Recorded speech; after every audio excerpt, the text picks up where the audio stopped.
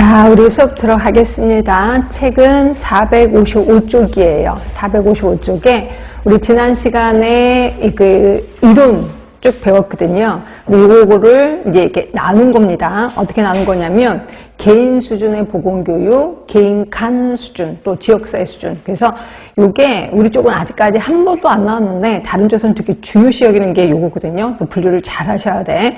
그래서 보시면 개인 수준 같은 경우는 이제 인지조화론이라고 해서 우리가 안 배웠거든요. 그러니까 인지조화론은 뭐냐면 그 밑에 바로 있어요. 그냥 설명만 드릴게요. 우리 보건교육 하면은 지태행 기억하시죠?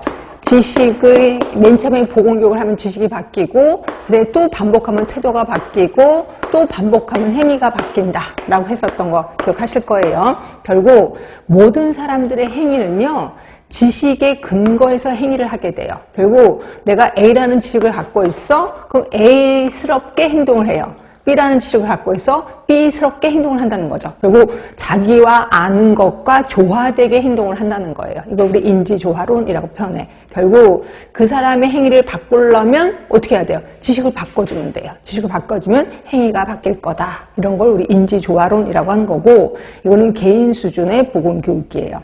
그리고 다시 위로 올라가시면 지식, 태도, 실천 모형 똑같은 거죠. 지식, 그렇죠? 태도 바뀌고 실천까지 간다. 그래서 지식, 태도, 행위, 모형이라고 하는 거 이거랑 거의 똑같다라고 보시면 되고요.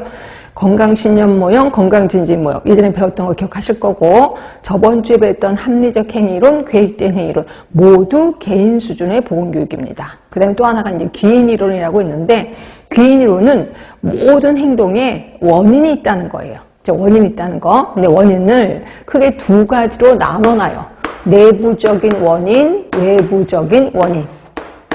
자, 예를 들어서 제가 학교에 오늘 늦었어요. 학교에 늦은 이유가 내가 늦잠을 자서 어저께 좀 술을 먹고 늦잠을 자서 늦었거든요. 내부적인 겁니다. 그렇죠? 그런데 내가 지하철이 고장이 나서 그래서 늦었어. 외부적이라는 건죠. 그렇죠? 그래서 결국 외부적인 건 어쩔 수가 없어. 근데 내부적인 거는 내가 조금 정신 차리면 없어질 수 있는 거다라고 보시면 돼. 이걸 우리는 귀인 이론이라고 표현하고 있습니다.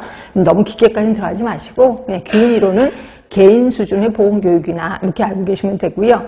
그 다음에 범이론적 모형, 저번 주에 배웠던 TTM 이론, 이걸 얘기하는 겁니다. 그리고 개인 간 수준 하면은 이것도 저번 주에 배웠던 사회학습 이론이요. 또는 사회인지론 이런 것들이 여기에 해당이 되고 그 다음에 지역사회 수준이 프리시드, 프로시드, 매치 모형 예전에 배웠던 거 기억하실 겁니다. 결국 개인 간하고 지역사회 수준 보건교육 외우시는 게 좋아. 나머지 몽땅 개인 수준 이렇게 해서 외우시는 게 좋습니다. 언젠가 나올 거니까 좀 기억을 해주시면 되고 자, 그 다음에 456쪽 갈게요. 맨 꼭대기에 이것도 아직까지 시험 문제는 안 나왔는데 다른 쪽에서는 이미 나왔습니다. 달이라는 사람이 교육, 경험, 이론 모형을 제시했는데 이게 원추예요. 원추. 밑으로 갈수록 구체적이야. 그리고 위로 올라갈수록 추상적이야. 결국 추상적인 학습은 조금 힘들겠죠. 학생들도 힘들고. 그죠? 근데 밑으로 내려오는 구체적인 학습일수록 학생들이 받아들이기 쉬울 거예요. 그래서 봤더니 가장 구체적인 게 그 밑에 보시면 모형, 실물, 표본 또는 직접적으로 경험하는 거. 이게 학생들한테 가장 효과가 높다는 거죠. 그런데 여기서 맨 꼭대기 가장 추상적인 게 언어. 지금 제가 말로만 하는 교육이죠. 이게 가장 추상적이다라고 보시면 돼요. 그래서 이거 이런 걸 달의 원추라고 하는구나 이렇게 보시면 되고 그 다음에 밑에 보시면 에빙하우스의 망각곡선이 있는데 이것도 한 번만 보시라고요. 자, 보세요. 왼쪽에 있는 그래프를 보시면 우리 사람은 한 번 배웠어요. 배우면 1시간 만에 50%를 잊어버립니다. 결국 1시간 내내 가르쳐드리면 화장실 가는 동안 다 잊어버린다고 생각하시면 돼요. 반을 잊어버린다고 생각하시면 됩니다.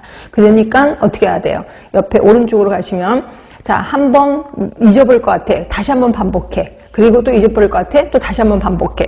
그러면 절대로 잊어버리지 않는다는 거죠. 그래서 제가 자꾸 반복을 하라는 이유가 이거다라고 보시면 돼요.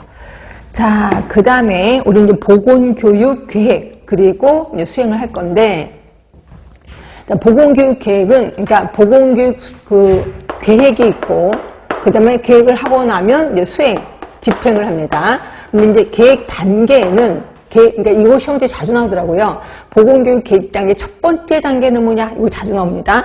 제일 첫 번째 단계는 요구도를 사정하시는 거예요. 학생의 요구를 사정하는 거죠. 그 요구를 사정하면 여러 가지 문제점들이 나올 거예요. 그 문제점을 1시간 내 보험교육을 통해서 다 할 수는 없잖아요. 그래서 우선순위를 설정합니다. 우선순위 설정한 다음에 하나의 문제를 잡았어요. 그럼 그거를 해결하기 위해서 목표를 설정하게 돼요. 목표 설정.